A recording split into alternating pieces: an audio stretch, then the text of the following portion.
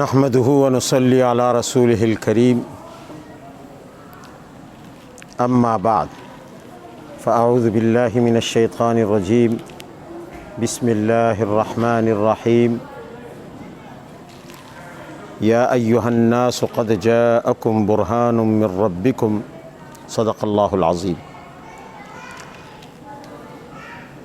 13 محرم الحرام 1443 ہجری 22 اگست 2021 کا آج کا یہ درس قرآن عظیم کے بعض ناموں کی تشریح کے حوالے سے ہے۔ گزشتہ درس میں آپ حضرات کے سامنے قرآن عظیم کے ناموں کے بارے میں کچھ معروضات پیش کی تھی کہ قرآن عظیم اللہ کی وہ کتاب ہے جس کے ناموں کی ایک بہت بڑی تعداد ہے۔ اتنے نام کسی اور کتاب کے نہیں ہیں دنیا میں جتنے نام قرآن عظیم کے، کیونکہ ایک تو ذاتی نام ہوتا ہے اور ایک صفاتی نام ہوتا ہے۔ قرآن عظیم کے اتنے زیادہ ناموں کی وجہ یہ ہے کہ قرآن کی صفات زیادہ ہیں، تو لہٰذا قرآن کے صفاتی نام بھی زیادہ ہیں۔ کچھ ناموں پر گزشتہ درس میں روشنی ڈالی گئی تھی اور ان کا معنی اور مفہوم بیان کیا گیا تھا، جیسے قرآن، جیسے کتاب، الکتاب، اور جیسے مہیمن اور نور۔ آج اسی سلسلے کو آگے بڑھاتے ہوئے ہم کچھ اور ناموں پر روشنی ڈالیں گے۔ تمام ناموں کا احاطہ کرنا تو مشکل ہے کہ تمام ناموں کا تذکرہ کیا جائے اور ان کی تشریح کی جائے، لیکن بعض نام اس لیے ذکر کرنے ضروری ہیں کہ قرآن عظیم کی جو بڑی بڑی صفات ہیں وہ معلوم ہو جائیں۔ مثال کے طور پر قرآن عظیم کے ناموں میں سے ایک مبارک نام جو قرآن میں آیا ہے تذکرہ، وَإِنَّهُ لَتَذْكِرَةٌ لِّلْمُتَّقِينَ۔ قرآن عظیم تذکرہ ہے، انہا تذکرہ، کلا انہا تذکرہ۔ تذکرہ کا معنی کیا ہے؟ عربی زبان میں آج کل تو جدید عربی میں تذکرہ کہتے ہیں ٹکٹ کو۔ آپ بس میں جاتے ہیں تو آپ کو، اب تو رواج تقریباً ختم ہو گیا، شہر کی بسوں میں پہلے ٹکٹ ملتا تھا، لیکن اگر آپ کو دور دراز کا سفر کرنا ہے تو آپ کو ٹکٹ لینا ہے، اس کے بعد ہی آپ سفر کر سکتے ہیں۔ جدید معنی کے اعتبار سے اگر دیکھا جائے تو قرآن واقعی جنت کی ٹکٹ ہے، اس کے بغیر انسان جنت تک نہیں پہنچ سکتا۔ لیکن یہاں تذکرہ کا معنی کیا ہے؟ تذکرہ کا معنی ہے یاد دہانی۔ قرآن یاد دہانی کرانے والی کتاب ہے۔ یاد دہانی اس چیز کی ہوتی ہے جس چیز کو بھلا دیا گیا ہو۔ اب سوال یہ ہے کہ ہم نے کیا چیز بھلائی ہے کہ قرآن عظیم اسے ہمیں دوبارہ یاد دلا رہا ہے۔ جب انسان پیدا نہیں ہوئے تھے، صرف حضرت آدم علیہ السلام پیدا ہوئے تھے، تو اس وقت اللہ تعالیٰ نے ان کی تمام اولاد کو ایک وجود بخشا، چیونٹیوں کی طرح جسم بنائے اور ان جسموں میں انسانوں کی روحیں ڈال دی اور ان سے ایک وعدہ لیا، کیونکہ روح بغیر جسم کے بول نہیں سکتی۔ روح کوئی بھی کام کرتی ہے تو اس کے لیے جسم کی محتاج ہے۔ تو وہ چھوٹے چھوٹے جسم جو ہم تمام انسانوں کے تھے، مردوں کے، عورتوں کے، ان میں اللہ تعالیٰ نے روحیں ڈالی ہماری، اور ہم سے ایک وعدہ لیا، اسے عہد الست کہا جاتا ہے۔ اپنا تعارف کرایا کہ میں تمہارا رب ہوں، ہم سے اقرار لیا، ہم نے بھی اس کو رب مان لیا۔ رب ماننے کا مطلب یہ ہوا کہ اب وہ ہم پر پورا اختیار رکھتا ہے اور ہم پر ہر طرح کا حکم چلا سکتا ہے۔ لہٰذا یہ اقرار لینے کے بعد ہم دوبارہ اپنی اپنی جگہوں پر چلے گئے جہاں جہاں ہماری روحیں پہلے سے تھیں، اور پھر ایک مرتب نظام کے تحت دنیا میں ہماری آمد کا سلسلہ شروع ہوا۔ لیکن جس طرح ہم ماں کے پیٹ میں رہے لیکن ہمیں وہ وقت یاد نہیں ہے، انسان بھلکڑ ہے، بھول جاتا ہے، اسی طرح ہمیں وہ زمانہ بھی اور وہ جلسہ بھی اور وہ عہد بھی ہم نے بھلا دیا۔ لیکن لیا تو ہے، ہم نے بھلایا نا، اللہ تعالیٰ نے تو نہیں بھلایا۔ وہ عہد ہمارا اللہ کے ہاں رجسٹر میں لکھا ہوا ہے۔ اب ضرورت تو نہیں تھی کہ دوبارہ یاد دلانے کی، اللہ نے بھی یاد دلاتا، پوری انسانیت اس کا کچھ نہیں بگاڑ سکتی تھی، لیکن اللہ نے کرم کیا، اس عہد کو یاد دلانے کے لیے اس نے انبیاء بھیجے، کتابیں بھیجی، اور قرآن جیسی کتاب بھیجی۔ دوبارہ وہ بات یاد دلا دی کہ دیکھو تم ایک عہد کر چکے ہو اللہ کے ساتھ، اور اب قرآن تمہیں وہ عہد یاد دلا رہا ہے۔ ایسا نہ ہو ان تقولوا یوم القیامت انا کنا عن ھذا غافلین، کہ قیامت کے دن پھر تم کہو کہ یا اللہ ہمیں تو یاد ہی نہیں رہا، ہم تو بھول چکے، ہمیں کیا پتہ کہ ہم نے عہد لیا، ہمیں تو قریب کے زمانے کا علم نہیں ہے، پرسوں ہم نے کیا کھایا تھا، ترسوں ہم نے کیا کھایا، ماں کے پیٹ میں ہم کیسے رہے، ماں کی گود میں ہم کیسے رہے، ہمیں وہ زمانہ ہی یاد نہیں، ہم اس دنیا میں کیسے آئے۔ تو اللہ تعالیٰ نے قرآن عظیم کو تذکرہ بنا کر وہ عہد یاد دلانے کے لیے بھیجا، اور قرآن تذکرہ بنا کہ تمہارے لیے اب وہ عہد دوبارہ تازہ کیا جاتا ہے۔ اس عہد کے تحت اب قرآن عظیم تمہارا آئین و دستوری زندگی ہے، اس پر عمل کرو۔ اس لیے قرآن کو تذکرہ کہا، جا بجا کہا۔ قرآن عظیم کے ناموں میں سے ایک اہم نام جو قرآن عظیم میں آیا ہے وہ ہے برہان۔ برہان، برہان بمعنی حجت، دلیل۔ قرآن عظیم میں یہ لفظ جو آیت کریمہ میں نے تلاوت کیا، ایھا الناس قد جاءکم برہان من ربکم، اس میں آیا ہے۔ برہا یا براہ سے، ابرہا بمعنی حجت قائم کرنا،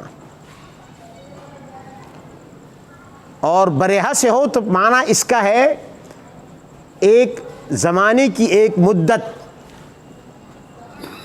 برہتم من الزمن، زمانے کا ایک حصہ، اور برہان برہنہ یبرہنو بمعنی دلیل اور حجت کے۔ اگر ہم زمانے کا ایک حصہ لیں تو قرآن عظیم ایک فترت کے دور کے بعد آیا ہے۔ حضرت عیسیٰ علیہ السلام کے بعد ایک طویل عرصہ تک وحی کا نزول بند رہا۔ آپ علیہ السلام کے بعد وحی اترنی بند ہوئی، اور جب نبی کریم صلی اللہ علیہ وسلم آئے تو اس زمانے کے وقفے کے بعد، اس فترت کے وقفے کے بعد قرآن عظیم کا نزول ہوا۔ اور برہان بمعنی حجت اور دلیل کے ہے۔ یہ قرآن انسانوں کے لیے، انسانوں پر ایک دلیل اور حجت ہے، یا انسانوں کے حق میں ہے یا انسانوں کے خلاف ہے۔ قرآن عظیم نے یہ لفظ جگہ جگہ استعمال کیا، ہاتھو برہانکم، دلیل لے آؤ۔ مخالفین سے کہا تمہارے پاس کوئی دلیل ہے؟ اور قرآن عظیم کے بارے میں فرمایا قد جاءکم برہان، تمہارے پاس برہان آیا ہے۔ اب تمہیں حق معلوم کرنا ہے تو اس کے لیے دلیل یہ اللہ کی کتاب ہے۔ حق ثابت کرنا ہے، حق کو حق ثابت کرنا ہے تو قرآن کی طرف رجوع کرنا ہوگا، یہ دلیل ہے۔ اور جس کے پاس قرآن ہو تو وہ صاحب حجت ہے، جس کے پاس قرآن نہیں اس کے پاس دلیل نہیں، وہ حجت اور دلیل سے محروم ہے۔ قیامت میں بھی یہ قرآن سب کے لیے دلیل بنے گا، کسی کے لیے دلیل نجات بنے گا، اسے خلاصی دے دے گا، اور کسی کے لیے دلیل تباہی بنے گا تو اسے تباہ کر دے گا۔ القرآن، حدیث میں آتا ہے نبی علیہ الصلوۃ والسلام نے فرمایا القرآن حجت لک او علیک، قرآن یا تو تیرے حق میں دلیل ہے اور یا تیرے خلاف دلیل ہے۔ تیرے حق میں دلیل ہے تو وہ گواہی دے گا، وہ ثبوت بنے گا، وہ برہان بنے گا کہ یا رب اس بندے نے مجھ پر عمل کیا، اولاً مجھ پر ایمان لایا، پھر مجھ پر عمل کیا، مجھے اپنا دوست بنایا، مجھے اپنا ساتھی بنایا، میری مخالفت سے اس نے درگزر کیا، میری مخالفت نہیں کی، اور پوری زندگی میرا دفاع کرتا رہا، میرے حق میں لڑتا رہا۔ اور اسی لیے نبی علیہ السلام نے فرمایا کہ پھر قرآن ایسے شخص کے لیے سفارشی بنے گا، اور ایسے سفارشی جس کی سفارش قبول کی جائے گی، قرآن تصدیق کرے گا ایسے شخص کی، تو یہ برہان ہوا۔ اور دوسرا، یا قرآن انسان کے خلاف دلیل بنے گا، یا اللہ اس شخص نے مجھ سے اعراض کیا، مجھ سے منہ پھیرا، مجھ سے روگردانی کی، تو یہ قرآن انسان کے خلاف برہان بنے گا۔ اس لیے قرآن عظیم کو برہان کہا گیا۔ قرآن عظیم کے ناموں میں سے ایک نام روح ہے۔ روح کسے کہتے ہیں؟ کوئی بھی جسم، کوئی بھی بدن جب تک روح نہ ہو تو وہ ایک لاش ہے، وہ بیکار ہے، وہ کوئی حرکت تک نہیں کر سکتا۔ اللہ کا امر آتا ہے، اس میں ڈلتا ہے، ایک دم حرکت شروع کر دیتا ہے، رواں دواں ہو جاتا ہے، چلت پھرت شروع کر دیتا ہے۔ معلوم ہوا کہ روح زندگی کا سبب ہے۔ جس طرح جسم انسانی روح کے بغیر مردہ ہے، انسانی جسم لاش ہے، اسی طرح یہ روح بھی محتاج ہے روح کی۔ اور میں پچھلے ایک درس میں آپ کو بتا چکا ہوں کہ ہماری اس جسم کی زندگی روح سے ہے، اور روح کی زندگی قرآن سے ہے۔ قرآن روح الروح ہے، یعنی روح کی روح ہے، اور قرآن ہی کی وجہ سے ہماری روحوں کو دوام ملتا ہے، قرآن ہی کی وجہ سے ہماری روحوں کو ابدی حیات ملتی ہے۔ اور میں تفصیل سے یہ بات بتا چکا ہوں پہلے کہ ایجابی طور پر یا سلبی طور پر، نفیاً یا اثباتاً، یعنی تسلیماً یا انکاراً، جو بھی تعلق قرآن سے انسان کا بنے گا انسان کو ابدیت مل جائے گی۔ انسانی روح، اگر کوئی شخص قرآن عظیم کو مان لے، تسلیم کر لے، ایمان لے آئے، اس کو اپنا لے، تو ایسے انسان کی روح بھی ابدی بن گئی۔ اور جو شخص قرآن کو نہ مانے، اعراض کر لے، انکار کر لے قرآن سے، نہیں یہ اللہ کی کتاب، اس کا بھی قرآن سے تعلق بنا، قرآن عجیب کتاب ہے، اس کا بھی تعلق قرآن سے بنا، اس کا بھی تعلق قرآن سے بنا، اس کا تعلق ایمانی ہے، اس کا تعلق کفری ہے، انکاری ہے۔ لہذا یہ شخص جس کا تعلق قرآن سے کفری بنا، اس کو بھی قرآن کی وجہ سے ابدیت مل گئی۔ جس روح کا تعلق قرآن سے بنتا ہے اس کو ابدی زندگی مل جاتی ہے۔ فرق اتنا ہے کہ جس کا تعلق ایمان کے ساتھ ملا، یعنی ایمانی رشتے کے حوالے سے قرآن سے تعلق اسے حاصل ہوا، تو قرآن نے اس کو نعمتوں اور آرام کی اور مزوں کی ابدیت عطا کر دی۔ اور جس کا تعلق قرآن سے بنا لیکن انکار کے ساتھ، روگردانی کے ساتھ، اسے بھی ابدیت قرآن کی وجہ سے ملی، لیکن فرق یہ ہے کہ اس کی ابدیت عذاب، تکالیف، بے آرامی اور سزاؤں کی صورت میں ہے۔ دیکھو تو انسان کو ابدیت ملی ہے قرآن کی وجہ سے، قرآن عجیب کتاب ہے۔ وہ جہنمی زندگی بھی ابدیت کی زندگی ہے، جنتی زندگی بھی ابدیت کی زندگی ہے، جنت کی زندگی جو ابدی زندگی ہے وہ بھی قرآن کی وجہ سے، جہنم کی زندگی جو ابدی زندگی ہے وہ بھی قرآن کی وجہ سے۔ اور جن روحوں کا تعلق قرآن سے نہ تسلیمی طور پر ہے کہ ایمان لے آئیں، نہ کفری طور پر ہے کہ انکار کر لیں، ان روحوں کو نہ وہ زندگی ملتی ہے نہ یہ زندگی ملتی ہے، نہ وہ ابدیت ملتی ہے نہ یہ ابدیت ملتی ہے، وہ فانی ہو جاتی ہیں، ان پر فنا آ جاتی ہے۔ ایسی روحوں کی مثال جانوروں کی روحیں ہیں۔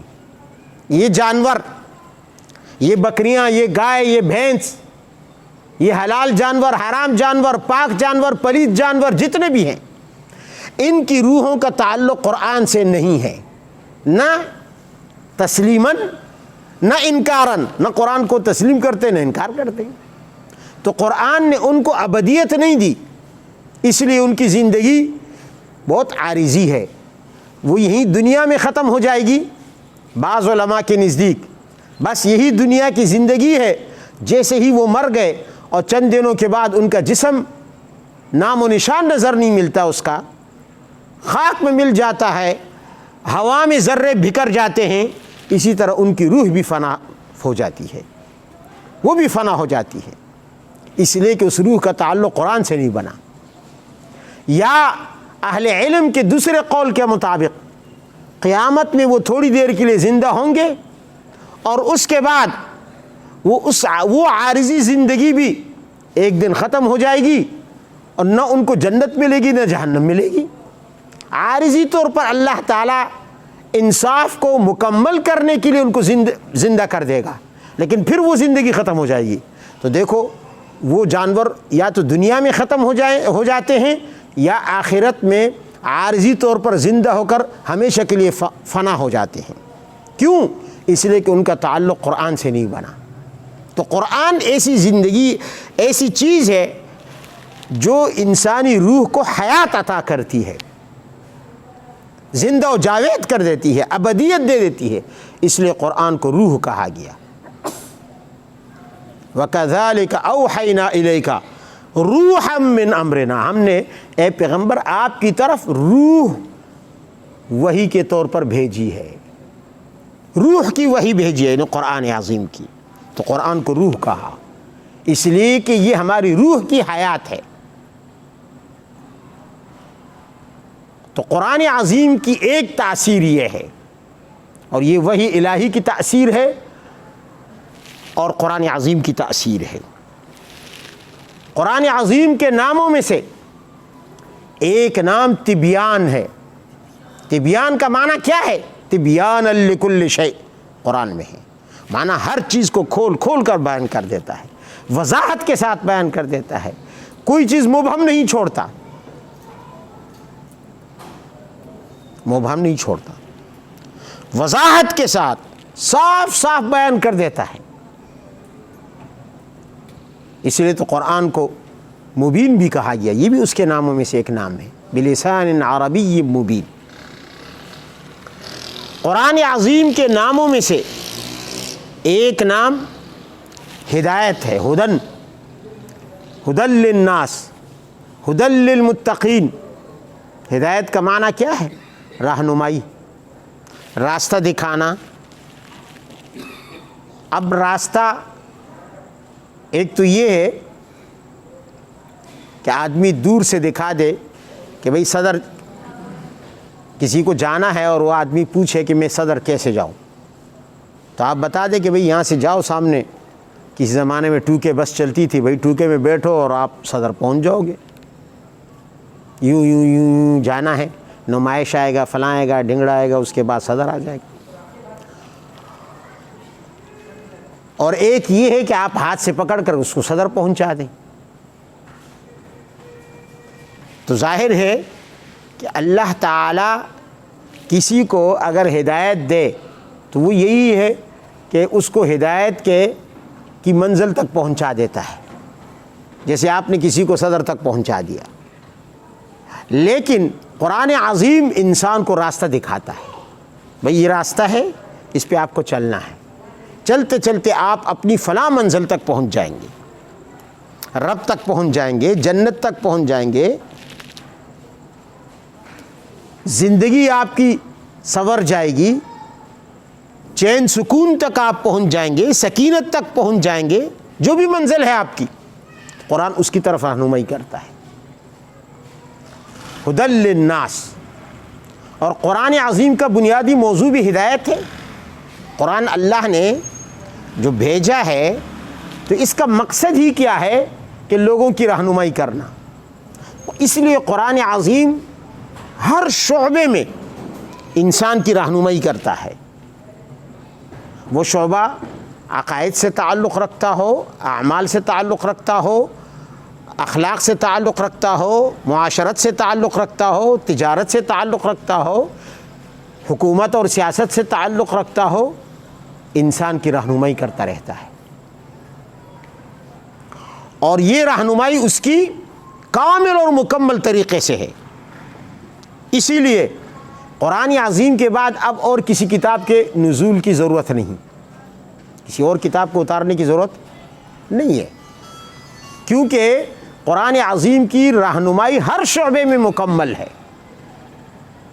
وہ متقین کی بھی رہنمائی کرتا ہے، وہ عام انسانوں کی، غیر متقین انسانوں کی بھی رہنمائی کرتا ہے، وہ مؤمنین کی رہنمائی بھی کرتا ہے، وہ مشرک اور کفار کی رہنمائی بھی کرتا ہے۔ یہ الگ بات ہے کہ اس کی رہنمائی سے کوئی فائدہ اٹھائے نہ اٹھائے، وہ تو انسانوں کا اپنا قصور ہے۔ تو قرآن عظیم کا ایک نام ہے ہدایت، ہدی للناس۔ قرآن عظیم کے بہترین ناموں میں سے ایک نام ہے مثانی۔ مثانی کا معنی کیا ہے؟ یعنی بار بار دہرائی جانے والی کتاب۔ سورہ فاتحہ کے ناموں میں سے بھی ایک نام یہی ہے، اور قرآن عظیم کے ناموں میں سے بھی ہے، مثانی تقشعر منہ۔ تو قرآن عظیم چونکہ بار بار دہرائی جاتی ہے، دہرائی جانے والی کتاب ہے، یا قرآن عظیم کے مضامین مکرر ہیں مختلف، مثلا مسئلہ توحید کو اللہ تعالیٰ نے بار بار ذکر کیا ہے، مسئلہ قیامت کو، معاد کو اللہ تعالیٰ نے بار بار ذکر کیا ہے، مختلف پیرایوں سے، مختلف اسالیب سے، مختلف طرزوں سے، مختلف مثالوں سے، مختلف قصص سے، مختلف امثال سے، مختلف تعبیرات سے، تاکہ ہر پہلو سے اس مسئلے پر روشنی پڑ سکے۔ تو اللہ تعالیٰ کسی بھی مسئلے کو مختلف پیرایوں میں اور مختلف اسلوبوں میں مختلف جگہوں پر بار بار ذکر کر دیتا ہے۔ بظاہر انسان سمجھتا ہے کہ یہ تکرار ہے، تکرار نہیں ہے، اس میں علوم کے سمندر ہیں۔ اس لیے قرآن عظیم کو مثانی کہا گیا۔ قرآن عظیم کو ذکر کہا گیا۔ ذکر. اور قرآن عظیم ومن اعرض عن ذکری فإن له معیشۃ ضنکا، قرآن عظیم ذکر ہے. اس کے ذریعے انسان رب کو یاد کرتا ہے، اور جب انسان رب کو یاد کرتا ہے تو رب بھی انسان کو یاد کرتا ہے. فاذکرونی اذکرکم، جس وقت انسان قرآن پڑھ رہا ہوتا ہے اس وقت اللہ بھی اس کو یاد کر رہا ہوتا ہے. اس لیے قرآن عظیم کو ذکر کہا گیا. قرآن عظیم کو نصیحت کہا گیا. موعظۃ وعظ ہے قرآن، اس لیے کہ یہ قرآن اللہ کا وعظ ہے، اور اللہ سے بہترین وعظ اور نصیحت کرنے والا کون ہو سکتا ہے؟ یعظکم اللہ ان تعودوا لمثلہ ابدا یا ایھا الناس قد جاءتکم موعظۃ من ربکم یعظکم لعلکم تذکرون. جگہ جگہ اللہ تعالیٰ نے قرآن عظیم کو موعظت کہا، اس کے ذریعے فرمایا کہ میں تمہیں نصیحت کرتا ہوں، وعظ کرتا ہوں. قرآن عظیم کے ناموں میں سے ایک نام کریم ہے، اور یہ کریم کا لفظ صرف قرآن کی صفت نہیں ہے. کریم یہاں 3 لفظ ہیں. آسان الفاظ اردو میں اگر آپ اس کا ترجمہ کریں گے تو آپ سخی کے معنی میں کریں گے، لیکن سخی بھی عربی کا لفظ ہے، لیکن چونکہ سخی عام فہم ہے، ہر شخص سمجھ جاتے کہ سخی کسے کہتے ہیں، سخی جو مال لٹا رہا ہو. لیکن عربی میں کریم اور سخی میں بہت فرق ہے. کریم سخاوت کا اعلیٰ ترین درجہ ہے.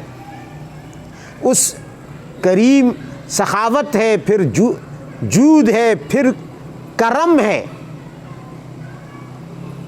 تو اللہ تعالی جود و سخا کی بلندیوں پر ہے، اس لیے اس نے اپنی صفت کریم ذکر کی ہے. قرآن عظیم میں اللہ کو کریم کہا گیا. قرآن عظیم میں عرش کو کریم کہا گیا، رب العرش الکریم. قرآن عظیم میں جبرائیل امین کو کریم کہا گیا. انہ لقول رسول کریم. قرآن عظیم میں پیغمبر کو موسیٰ علیہ الصلاۃ والسلام کو کریم کہا گیا، رسول کریم. قرآن عظیم میں اللہ تعالیٰ نے ثواب کو کریم کہا، فبشرہ بمغفرۃ واجر کریم. اور قرآن عظیم میں قرآن کو کریم کہا گیا، انہ لقرآن کریم.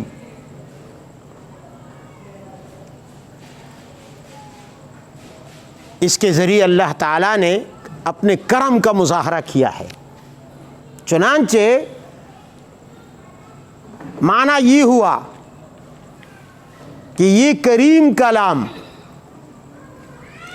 کریم ذات کی طرف سے، کریم فرشتے کے واسطے سے، کریم پیغمبر پر، کریم امت کے لیے نازل کیا گیا، تاکہ یہ کریم امت کریم اجر حاصل کر لے، اجر کریم حاصل کر لے. فبشرہ بمغفرۃ واجر کریم. یہ عزت والی، یہ کرامت والی امت اس کرامت والی کتاب سے کرامت حاصل کر کے معزز بن کر اللہ جل جلالہ کی طرف سے ایک عزت والے اجر اور ثواب کی مستحق بن جائے. جو قرآن سے جڑ جاتا ہے وہ کریم بن جاتا ہے،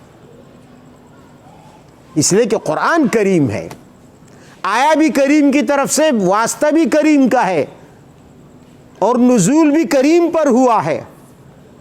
تو جو اس سے جڑ جاتا ہے وہ بھی کریم بن جاتا ہے. قرآن عظیم کے ناموں میں سے ایک نام ہے بصائر. ھذا بصائر من ربکم.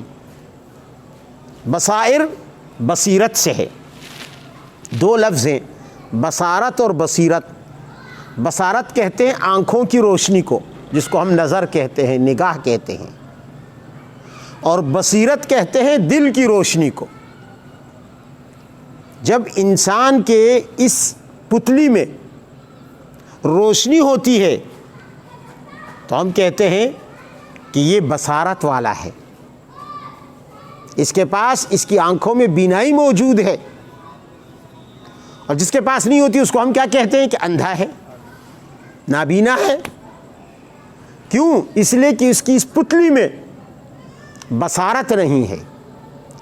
اور جب روشنی دل میں ہوتی ہے تو اسے ہم صاحب بصیرت کہتے ہیں کہ یہ شخص بصیرت والا ہے۔ کیوں؟ یعنی اس کا دل روشن ہے، اس کے دل کے اندر جب قرآن آ گیا تو روشنی آ گئی۔ قرآن کی مثال نظر کی ہے، اور اس کے دل کے اندر جو تاریکی تھی، کفر کی، شرک کی، گناہ کی، فسق کی، فجور کی، وہ ساری تاریکی اور اندھیرے چھٹ گئے۔ اور جب قرآن نکل جائے تو اندھیرے اور تاریکی اب پلٹ کر آ جاتی ہیں، تو وہ دل نابینا ہو جاتا ہے، جیسے آنکھ نابینا ہو جاتی ہے، وہ دل اندھا ہو جاتا ہے جیسے آنکھ اندھی ہو جاتی ہے۔ تو قرآن عظیم میں اللہ تعالیٰ نے فرمایا فَإِنَّهَا لَا تَعْمَى الْأَبْصَارُ وَلَكِنْ تَعْمَى الْقُلُوبُ الَّتِي فِي الصُّدُورِ۔ حقیقت میں آنکھیں اندھی نہیں ہوتی، اصلی اندھے وہ دل ہیں۔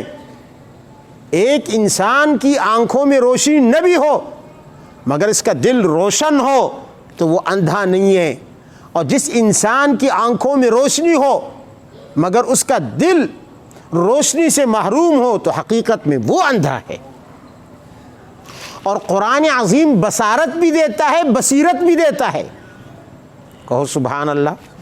قرآن دل کی روشنی بھی دیتا ہے، قرآن آنکھوں کی روشنی بھی دیتا ہے۔ کیسے؟ نبی علیہ الصلاۃ والسلام نے فرمایا من قرأ القرآن نظرا متع بصرہ، جو ناظرہ قرآن زیادہ سے زیادہ پڑھے گا، کثرت کے ساتھ پڑھے گا قرآن دیکھ کر، فرمایا اس کی نگاہ تیز ہوگی، اس کی نظر اور بینائی تیز ہوگی۔ معلوم ہوا کہ قرآن بصارت بھی دیتا ہے اور قرآن بصیرت بھی دیتا ہے کہ نازل ہی اسی لیے ہوا ھذا بصائر من ربکم، یہ تمہارے رب کی طرف سے بصیرت کی باتیں ہیں، یہ تمہارے دل کی نگاہ اور دل کا نظر اور دل کی بینائی ہے۔ اسی کے ذریعے نبی کریم صلی اللہ علیہ وسلم نے کیا فرمایا؟ اللہ تعالیٰ نے کہلوایا آپ سے قل ھذہ سبیلی ادعو الی اللہ، آپ کہہ دیں کہ یہ اسلام میرا راستہ ہے، یہ جہاد میرا راستہ ہے، یہ قرآن میرا راستہ ہے جس کی طرف میں دعوت دے رہا ہوں، یہ دین میرا راستہ ہے، علی بصیرۃ، اس راستے پر میں دل کی روشنی کے ساتھ ہوں۔ ایسے آنکھیں بند کر کے، دل کو تالا لگا کے، روشنی سے خالی کر کے میں اس راستے پر نہیں چل رہا، بصیرت کے ساتھ جا رہا ہوں۔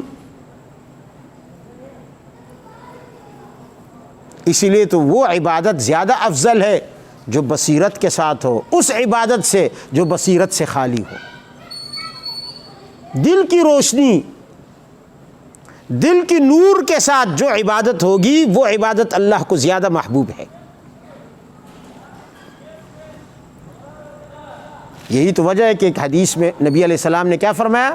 لا صلاۃ الا بحضور القلب، جب دل حاضر نہ ہو تو نماز نہیں ہوتی۔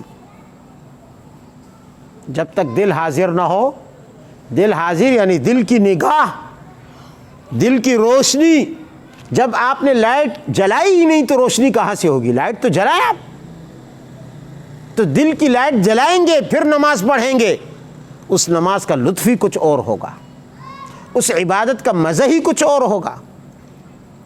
اس لیے قرآن کو بصائر کہا گیا۔ کیا کہا گیا؟ بصائر۔ قرآن عظیم کے ناموں میں سے ایک نام، بہت سارے نام ہیں، جو ذہن میں آ جاتا ہے تو اس کی تشریح میں آپ کو بتا دیتا ہوں، ورنہ قرآن کے میں نے بتایا تھا کہ 100 کے قریب نام ہیں اور ساتھ تمام ناموں کی تشریح ہو ہی نہیں سکتی۔ قرآن عظیم کے ناموں میں سے ایک نام ہے، کیا نام ہے؟ فرقان۔ فرقان بڑا زبردست نام ہے، بڑا عجیب نام ہے۔ قرآن کو فرقان کیوں کہا گیا؟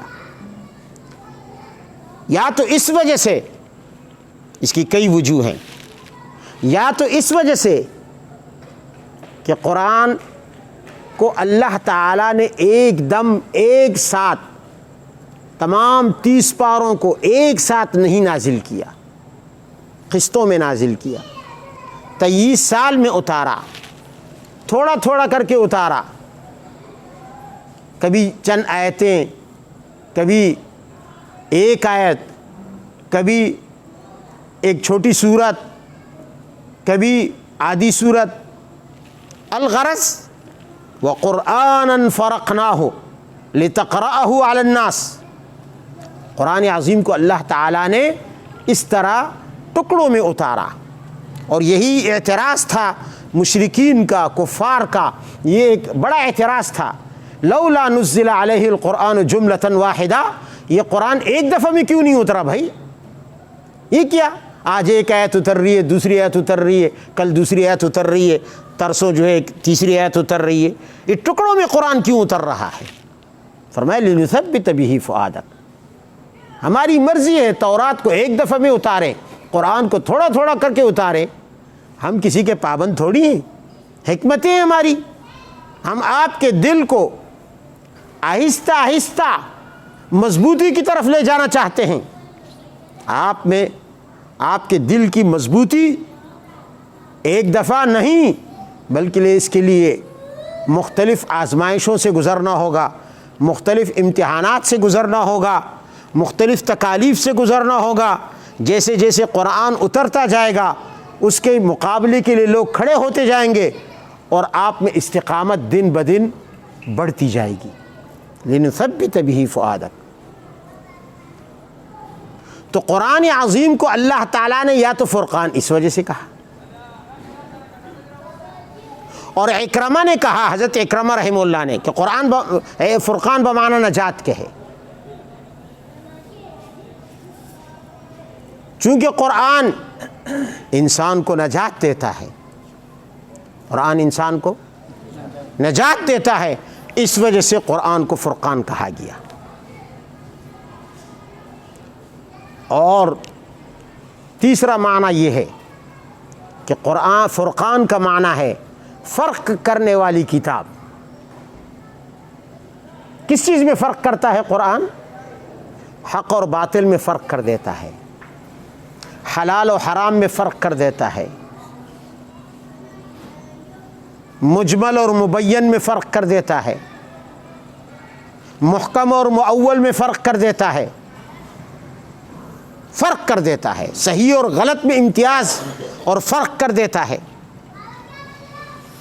اندھیرے اور روشنی میں فرق کر دیتا ہے، کامیابی اور ناکامی کو الگ کر دیتا ہے، فرق کرنے والی کتاب ہے، حق اور باطل کو الگ کر دیتا ہے، جدا کر دیتا ہے۔ اور نہ صرف جو چیزیں میں نے بتائیں ان کو الگ الگ کر دیتا ہے، ان میں فرق کر دیتا ہے، بلکہ جو قرآن سے وابستہ ہوتا ہے تو قرآن عظیم انسانوں میں بھی فرق کر دیتا ہے۔ یہ صدیق ہے تو یہ زندیق ہے، یہ مؤمن ہے تو یہ منافق ہے، یہ موحد ہے تو یہ مشرک ہے، فرق کر دیتا ہے۔ کیوں؟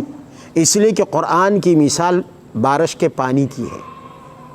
بارش کا پانی جب زمین پر پڑتا ہے، ویسے انسان کو اندازہ نہیں ہوتا، انسان تو زمین کو ایک جیسی سمجھتا ہے، ساری زمین ایک جیسی ہے، لیکن جب بارش پڑتی ہے تو یہ بارش زمین کے اندر فرق کر دیتی ہے کہ زمین کا یہ ٹکڑا اس ٹکڑے سے مختلف ہے، وہ ٹکڑا اس ٹکڑے سے مختلف ہے۔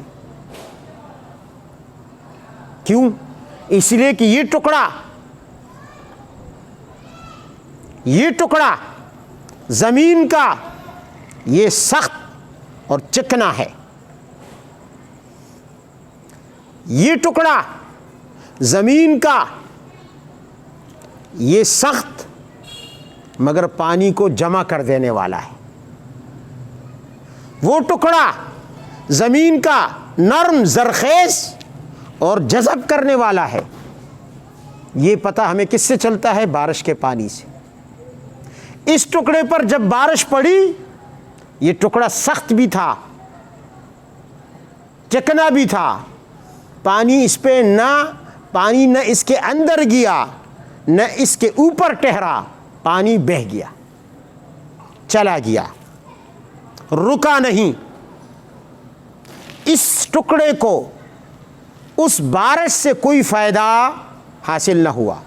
یہ ٹکڑا اس کے اندر گھڑا ہے، سخت ہے، پانی پیتا نہیں، لیکن پانی کو ضائع بھی نہیں کرتا، روک دیتا ہے۔ پانی جمع ہو گیا، تالاب بن گیا، پانی اس تالاب میں موجود ہے، خود فائدہ نہیں لے رہا، لیکن مخلوق آ کے فائدہ حاصل کر رہی ہے، انسان آ کے پانی لے رہے ہیں، جانور آ کے اس سے پانی پی رہے ہیں۔ یہ ٹکڑا دوسرا اس ٹکڑے سے مختلف ہوا، وہ ٹکڑا اس ٹکڑے سے مختلف ہوا، اس نے نہ خود فائدہ حاصل کیا نہ کسی اور کو فائدہ حاصل کرنے دیا، خود بھی بارش سے محروم ہوا، دوسروں کو بھی محروم رکھا۔ اس نے خود فائدہ تو حاصل نہ کیا مگر دوسروں کو فائدہ حاصل کرنے دیا۔ وہ تیسرا ٹکڑا نرم ہے، اس نے کیا کیا؟ اس نے پانی پی لیا، جذب کر لیا، جذب کرنے کے بعد پانی اس کے اندر ذخیرہ بھی ہوا، اور اس کی پانی کی وجہ سے چند دنوں کے بعد اس میں ہریالی آ گئی، سبزیاں نکل آئی، پودے نکل آئے، درخت نکل آئے، پھل نکل آئے، طرح طرح کے انواع و اقسام کے شجر اور درخت اور نباتات نکل آئے، پودے نکل آئے، جن میں بے شمار فائدے انسانوں کے لیے ہیں، جانوروں کے لیے ہیں، جو انسانوں اور جانوروں کی غذا بنی۔ تو وہ زرخیز زمین تھی جس نے بارش کو خود بھی پیا، اس کا مزہ چکھا، اور دوسروں کو بھی اس نے فائدہ دیا۔ اسی طرح انسانوں میں جب قرآن کی بارش آسمان سے اتری، پتہ چلا کہ ایک ابو جہل ہے۔ جب تک قرآن نہیں اترا تھا تب تک ابو جہل کوئی نہیں جانتا تھا کہ یہ ابو جہل ہے۔ پتہ چلا کہ یہ ابو جہل ہے، اس زمین کی طرح ہے جس نے بارش سے کوئی فائدہ حاصل نہیں کیا، بارش کا پانی بہہ گیا، اس کے کانوں میں پڑا، اس نے قرآن سنا، لیکن خود بھی فائدہ حاصل نہ کیا اور دوسروں کو بھی فائدہ حاصل کرنے نہیں دیا، محروم رہا، دوسروں کو بھی محروم رکھا۔ یہ ابو جہل ہے۔ ایک وہ ہے جس نے حاصل کیا، یاد کر لیا، خود بیچارہ اتنا سمجھدار نہیں، اتنا ذہین نہیں، اتنا فطین نہیں کہ فائدہ اٹھا سکے، لیکن اس کے پاس وہ علم محفوظ ہوا، دوسروں نے آ کر فائدہ اٹھایا۔ یہ حافظ ہے، اس نے قرآن کو اپنے سینے میں جمع کر لیا، اس نے حدیث کو اپنے سینے میں جمع کر لیا، اس نے مسائل کو اپنے سینے میں جمع کر لیا۔ تیسرا وہ ہے جس نے خود جمع بھی کیا اور پھر اس سے نئے نئے مسائل نکال کر، نئے نئے موتی نکال کر امت کو پیش بھی کر دیے۔ یہ فقیہ ہے، یہ محدث ہے، یہ حافظ ہے، یہ عالم ہے، یہ مومن ہے۔ یہ فرق انسانوں میں کس نے کیا؟ یہ قرآن نے کیا، بتا دیا یہ بزدل ہے اور یہ بہادر ہے، یہ سخی ہے اور یہ بخیل ہے۔ یہ فرق انسانوں کا قرآن بتاتا ہے، فرقان کتاب ہے۔ اور میں کہتا ہوں کہ اللہ تعالیٰ نے، میں نے جب قرآن میں غور کیا تو مجھے ایک بات یہ ملی قرآن عظیم میں غور کرنے سے، کہ قرآن عظیم میں فرقان ان کتابوں کو کہا گیا جن میں اللہ نے جہاد کا مسئلہ ذکر کیا ہے۔ جن کتابوں میں جہاد کا مسئلہ ذکر نہیں ہوا ان کو اللہ نے فرقان نہیں کہا۔ اللہ نے زبور کو فرقان نہیں کہا قرآن میں، اللہ نے انجیل کو فرقان نہیں کہا قرآن میں، اللہ نے اور صحائف کو فرقان نہیں کہا قرآن میں۔ اللہ نے کہا ہے فرقان تو یا تورات کو کہا ہے یا قرآن کو کہا ہے، اس لیے کہ تورات میں بھی مسئلہ جہاد ہے۔ وَإِذَا آتَيْنَا مُوسَى الْكِتَابَ وَالْفُرْقَانَ لَعَلَّكُمْ تَهْتَدُونَ۔ اور قرآن عظیم میں بھی مسئلہ جہاد ہے، کیونکہ اللہ تعالیٰ نے جہاد ہی کو فرقان قرار دے دیا، جہاد کو فرقان قرار دے دیا۔ غزوہ بدر کے بارے میں اللہ نے ذکر کیا، یوم التقى الجمعان یوم الفرقان یوم التقى الجمعان۔ فرقان کا ذکر، فرقان کا نام کسے دیا؟ بدر کے جہاد کو، اس لیے کہ بدر کے جہاد نے حق اور باطل میں فرق کر دیا۔ جہاد وہ عمل ہے کہ جس سے صحیح اور غلط، مخلص اور منافق اور حق اور باطل الگ ہو جاتے ہیں۔ لِيُحِقَّ الْحَقَّ وَيُبْطِلَ الْبَاطِلَ وَلَوْ كَرِهَ الْمُجْرِمُونَ۔ آج بھی اگر آپ دیکھیں کہ امت میں جب سے جہاد شروع ہوا ہے، اس وقت سے لے کر آج تک اور اس سے پہلے آپ دونوں وقتوں کا موازنہ کریں گے تو آپ سمجھ جائیں گے کہ جہاد شروع ہونے سے پہلے اس امت میں پہچان کوئی نہیں کر سکتا تھا کہ کون حق پر ہے کون باطل پر ہے۔ سب اسلام کے ٹھیکیدار تھے، سب اسلام کے مخلص تھے، سب اسلام کے لیے دعوے کرتے تھے جان دینے کا، سب اسلام پر مر مٹنے کا وعدہ کرتے تھے، دعویٰ کرتے تھے۔ لیکن جب جہاد شروع ہوا تو پتہ چل گیا کہ کون مخلص ہے اور کون منافق ہے۔ وَلِيُمَحِّصَ اللَّهُ الَّذِينَ آمَنُوا وَيَمْحَقَ الْكَافِرِينَ وَلَيَعْلَمَنَّ اللَّهُ الَّذِينَ آمَنُوا وَلَيَعْلَمَنَّ الْمُنَافِقِينَ۔ اہل ایمان اور اہل نفاق کی پہچان اور ان میں فرق انسان اگر کر سکتا ہے تو صرف جہاد کے ذریعے کر سکتا ہے۔ بہادر اور بزدل کے درمیان فرق یہ جہاد کے ذریعے ہوتا ہے، اس لیے جہاد کو فرقان کہا، اور قرآن کو فرقان کہا کہ قرآن جہاد کا علم بردار ہے۔ آپ ہمارے پڑوس میں آپ دیکھ لیں، ایک انقلاب برپا ہوا 20 سال سے یا 30 سال سے، اگر روس کا دور بھی لے لیں تو 30-40 سال سے مسلسل جہاد ہے۔ اس جہاد نے انسانوں کو جدا کر دیا، صفیں بنا دی۔ یہ صف ایمان پر مر مٹنے والوں کی ہے اور یہ صف ایمان بیچنے والوں کی ہے، اور خصوصاً یہ گزرے ہوئے 20 سال انہوں نے تو اور زیادہ پوری دنیا میں ایک ہوا چلا دی تفریق کی۔ یہ عمل فرقان ثابت ہوا۔ وہ لوگ جن کے تقدس کی لوگ قسمیں کھاتے تھے، جہاد شروع ہونے کے بعد پتہ چلا کہ ان کا ایمان کتنے پانی میں ہے، وہ کتنے بہادر ہیں، وہ کتنے نڈر ہیں، وہ کتنے جان باز ہیں، وہ کتنے اسلام پر مر مٹنے والے ہیں۔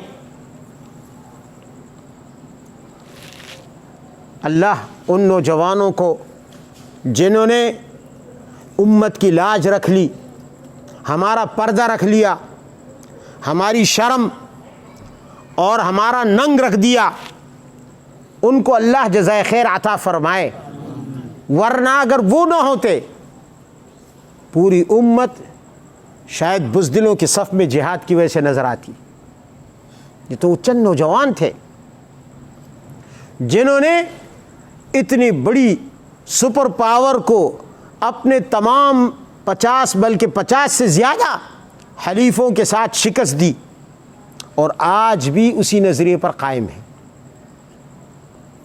مجھے عمرو بن العاص رضی اللہ عنہ یاد آئے، صحابی رسول ہیں حضرت عمرو بن العاص، فاتح مصر ہیں، مصر فتح کیا، وہاں پر جو عیسائی تھے، نصرانی تھے، ان پر جزیہ مقرر کیا، ان کو تحفظ دیا کہ تم جزیہ ادا کرو گے، ہم تمہاری حفاظت کریں گے۔ حضرت عمرو بن العاص رضی اللہ تعالیٰ عنہ کے دور میں پورے مصر میں کسی بھی عیسائی کی جان کو کوئی خطرہ نہیں تھا۔ کیوں؟ اس لیے کہ وہ جزیہ ادا کرتے تھے۔ لیکن ایک پادری اسقف، اس کو پتہ نہیں کس کیڑے نے کاٹا، اس کے دل میں کیا آیا، اس نے جزیہ دینے سے انکار کیا اور بھاگ گیا، روم چلا گیا۔ روم اس وقت کی سپر پاور تھی، بہت بڑی طاقت، جس نے اپنے مد مقابل سپر پاور کسرا کو شکست دے دی تھی۔ معمولی طاقت نہیں تھی، آدھی سے زیادہ دنیا پر اس کی حکومت تھی۔ وہ پادری مصر سے بھاگا، روم جا کر اس نے پناہ لی اور روم کے بادشاہ سے کہا کہ مجھے فوج چاہیے، میں مصر مسلمانوں سے چھیننا چاہتا ہوں، میں مصر عیسائیت کی گود میں ڈالنا چاہتا ہوں، میں مصر آپ کے قدموں میں ڈالنا چاہتا ہوں، آپ مجھے فوج دیں۔ روم کے بادشاہ نے کہا ٹھیک ہے۔ ایک بہت بڑا عظیم الشان لشکر اس کے ساتھ کیا، وہ حملہ آور ہوا، صحابہ کرام پر اس نے حملہ کیا۔ عمرو بن العاص رضی اللہ تعالی عنہ اور صحابہ کرام اور دیگر مسلمان روم کے مقابلے کے لیے نکلے، اس وقت کی سپر پاور کے مقابلے میں ڈٹ کر لڑے، اس بے جگری سے لڑے کہ بالآخر روم کو شکست کھانی پڑی۔ وہ پادری گرفتار ہوا، وہ اسقف وہ گرفتار ہوا، پکڑ کر لایا گیا۔ حضرت عمرو بن العاص نے اپنے اہل مشورہ کو، جن سے مشورہ کرتے تھے، ان ساتھیوں کو بلایا، مشورہ کیا، بتاؤ اس پادری کے ساتھ کیا جائے، یہ غدار ہے، اس نے غداری کی ہے، اس نے مسلمانوں کی پیٹھ پہ چھرا گھونپا ہے، ہم نے اس کو جان کی امان دی تھی، ہم نے اس کی عزت کی ذمہ داری لی تھی، ہم نے اس کے مال کی تحفظ کی ذمہ داری لی تھی، اور اس بدبخت نے معمولی سی جزیہ کو ادا کرنے سے انکار کر کے یہ بھاگا اور جا کر دشمن کی صفوں میں مل کر ہم پر لشکر لے کر آیا ہے۔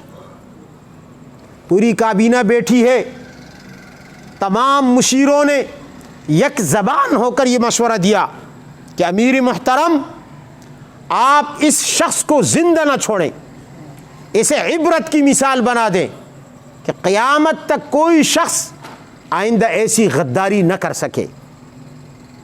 حضرت عمرو بن العاص نے فرمایا اس کو بلاؤ، پادری کو بلاؤ۔ اس قیدی کو لایا گیا، پادری کو لایا گیا، آپ کے سامنے اسے حاضر کیا گیا۔ حضرت عمرو بن العاص نے اس کو دیکھا، اس کی شکل پر ہوائیاں اڑ رہی تھی اور وہ موت کو اپنے قریب دیکھ رہا تھا۔ وہ سمجھ گیا کہ لمحوں میں اعلان کیا جائے گا، جلاد کو بلایا جائے گا، تلوار سونتی جائے گی اور میری گردن اڑا دی جائے گی۔ حضرت عمرو بن العاص نے اس کو بٹھایا، بٹھانے کے بعد آپ نے سونے کے کنگن منگوائے اور اس پادری کو آگے لا کر حکم دیا اسے آگے لایا جائے، اسے وہ سونے کے کنگن پہنائے، سونے کے کڑے پہنائے، اس کے سر پہ تاج رکھا، اس کے بعد اسے ایک ارجوانی چادر، قیمتی چادر پہنائی، اتنی عزت دی اس کو، اور عزت دینے کے بعد اسے کہا، ہاتھ سے اشارہ کیا یوں کہ او پادری انطلق وجئنا بجیش آخر، تجھے اجازت ہے، جا اس سے بڑا لشکر لے کر آ، جا اس سے بڑا لشکر لے کر آ، ہم تمہیں اجازت دیتے ہیں، اس لیے کہ ہم مسلمان اللہ کے غلام اور بندے ہیں، ہم کسی لشکر وشکر سے نہیں ڈرتے، ہم کسی سپر پاور سے نہیں ڈرتے، جا دوسرا لشکر لے کر آئے، پھر سپر پاور کو میدان میں اتار، قیامت تک جتنے بھی لشکر ہمارے مقابلے میں آتے جائیں گے ہم ان کے مقابلے میں ڈٹتے جائیں گے۔ اس پادری کو جانے دیا۔ یہ سلوک عمرو بن العاص رضی اللہ عنہ نے کیا۔ آج الحمدللہ ہمارے پڑوس کے غازیوں نے اسی ایمانی جرت کا بھی اور ایمانی اخلاق کا بھی مظاہرہ کیا. اپنے خونی دشمنوں کو انہوں نے معاف کر دیا اور اب بھی کفر کے سامنے ڈٹے ہوئے ہیں, اپنے نظریے پر ڈٹے ہوئے ہیں. اللہ نے سپر پاور کو صفر بنا دیا اور ان ننگ دھڑنگوں کو, ننگے پاؤں لوگوں کو اللہ نے سپر پاور بنا دیا, جن کے لباسوں کو دیکھ کر لوگ حیران ہوتے ہیں. حضرت ام المؤمنین سیدہ حفصہ رضی اللہ تعالی عنہا نے ایک عجیب پیشن گوئی فرمائی. آپ فرماتی ہیں اذا رأیت ناسا یأتون من قبل المشرق, جب تم دیکھو گے کچھ لوگ, کچھ نوجوان مشرق کی طرف سے آئیں گے, کفر سے ٹکر لیں گے. اور وہ لوگ کیسے ہوں گے؟ ان کے پاس دولت نہیں ہوگی, ان کے پاس اسلحہ نہیں ہوگا, ان کے پاس مال نہیں ہوگا, لیکن ایک چیز سے وہ مالا مال ہوں گے. سیدہ حفصہ فرماتی ہیں اولی دہائن, ان میں فطانت, ان میں فراست, ان میں ذکاوت, ان میں ذہانت, ان میں تدبر, ان میں دانش کوٹ کوٹ کر بھری ہوئی ہوگی. وہ عقل سے مالا مال ہوں گے, ان کے فیصلے دنیا کو دنگ کر دیں گے, ان کی تدبیریں, ان کی چالیں دنیا کو حیران کر دیں گی. ان کے ساتھ ان کی قدم قدم پر جو اللہ کی نصرت ہوگی اور اس کی روشنی میں وہ جو فیصلے کریں گے, دنیا انہیں دیکھ دیکھ کر آنکھیں ان کی پھٹی کی پھٹی رہ جائیں گی. ایسے صاحب فراست لوگ ہوں گے, ایسے عقل مند اور ایسے دانشور لوگ ہوں گے, مدبر ہوں گے. بڑے بڑے سیاستدانوں کی سیاست ان کے سامنے فیل ہو جائے گی. فرماتے ہیں بزین, لباس ان کا کیسے ہوگا؟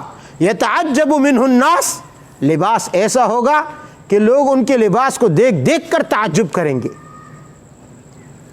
یہ کیسے کھلا ڈھلا لباس ہے, نہ سوٹڈ بوٹڈ لوگ ہیں, نہ ٹائی ہے, نہ سوٹ ہے, نہ پینٹ ہے, نہ پتلون ہے. کیونکہ آج تو دنیا میں اسی کو معزز سمجھا جاتا ہے کہ جس نے سوٹ پہنا ہو, جس نے ٹائی سے اپنے آپ کو پھانسی دی ہو, جس نے پینٹ پہن کر اپنے آپ کو تنگ کر دیا ہو, اس کو دنیا کے لوگ مہذب سمجھتے ہیں, اگرچہ اس کی اوپری منزل خالی ہو, اوپر والی منزل اس کی خالی کیوں نہ ہو, اندر بھوسا بھرا ہو, حکومت کرنی نہ آتی ہو, لیکن لوگ انہی کو دنیا کے حکمرانی کا مستحق سمجھیں گے اور ان کے لباس کو دیکھ کر لوگ تعجب کریں گے. فرمایا کہ ایسے ایسے لوگ. اور حضرت کعب اسی کی تشریح میں فرماتے ہیں کہ ان کا لباس کیا ہوگا, جس کو حضرت حفصہ فرماتی ہیں کہ ان کے لباس سے لوگ تعجب کریں گے. بزین یتعجب منہ الناس, ان کی پگڑیوں کو دیکھ کر, ان کے کپڑوں کو دیکھ کر, ان کے شلواروں کو دیکھ کر لوگ تعجب کریں گے. تو حضرت کعب فرماتے ہیں قلانستہم سود وثیابہم بیض, ان کی ٹوپیاں اور پگڑیاں کالی ہوں گی اور ان کے کپڑے سفید ہوں گے, جیسے آج کل کے ان غازیوں کے ہیں. فرمایا کہ جب ایسے لوگ آ جائیں, اور فرمایا حضرت کعب نے یأتون افواجا ویذهب فوجا, ایک راستے سے ایک فوج نکل رہی ہوگی اور دوسرے راستے سے ان مجاہدین کی اور ان غازیوں کی فوجیں آ رہی ہوں گی, فاتحانہ شان سے شہروں میں داخل ہوں گے. تو حضرت حفصہ فرماتی ہیں کہ سمجھ لینا فقد اضلتکم الساعہ, کہ قیامت قریب آ گئی ہے. یہ قیامت سے پہلے اللہ ایسے نوجوان اٹھائے گا جو عمرو بن العاص کی طرح کیا کہیں گے اپنے دشمنوں سے, جاؤ اس دفعہ تمہیں شکست دی ہے, انطلق وجئنا بجیش آخر, جاؤ ہم تھکے نہیں, ہم ہمت ہارے نہیں. اگر شوق ہے تو کوئی اور میدان میں آ جائے. برطانیہ کو شکست دے دی, روس کو شکست دے دی, امریکہ کو شکست دے دی, کسی اور کو خارش ہو رہی ہے تو وہ بھی میدان میں آ جائے, اپنا لشکر لے کر آ جائے. انطلق وجئنا بجیش آخر. تو قرآن عظیم فرقان ہے. فرقان یہ فرق کس نے کیا؟ یہ قرآن نے کیا کہ اہل حق اس طرف ہیں، اہل باطل اس طرف ہے. قرآن وہ ہے جو انسانوں میں بھی تفریق کر دیتا ہے. قرآن وہ ہے جو حق اور باطل میں بھی تفریق کر دیتا ہے. قرآن وہ ہے جو سچ اور جھوٹ کو بھی الگ کر دیتا ہے، کھرے اور کھوٹے کو بھی الگ کر دیتا ہے. اس لیے قرآن عظیم کو فرقان کہتے ہیں. کیا کہتے ہیں؟ فرقان. وَلَقَدْ آتَيْنَا مُوسَى وَهَارُونَ الْفُرْقَانَ. اللہ نے موسیٰ علیہ السلام کو فرقان دیا. اللہ نے محمد رسول اللہ صلی اللہ علیہ وسلم کو فرقان دیا. شہر رمضان الذی انزل فیہ القرآن ھدی للناس وبینات من الہدی والفرقان. اللہ نے قرآن کو فرقان قرار دیا. اللہ تعالی ہمیں بھی قرآن سے وابستہ کر دے تاکہ ہم میں بھی یہ صفت پیدا ہو جائے کہ ہم حق اور باطل کو پہچان سکے قرآن کی روشنی میں. وآخر دعوانا ان الحمد للہ رب العالمین.